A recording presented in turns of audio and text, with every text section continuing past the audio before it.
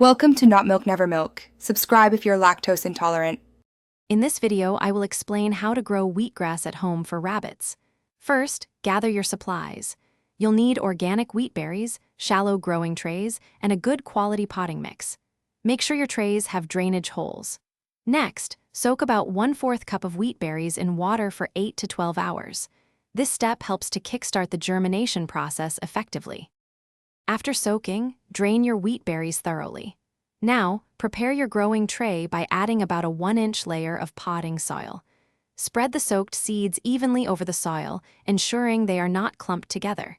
Gently cover the seeds with a very thin layer of soil, just enough to keep them moist. This helps them root properly. Once planted, mist the seeds daily with water to maintain consistent moisture, but avoid overwatering.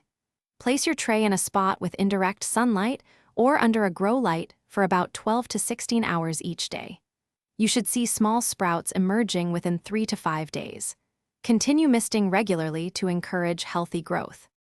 Your wheatgrass will be ready to harvest when it reaches a height of 6 to 8 inches, usually in about 7 to 10 days.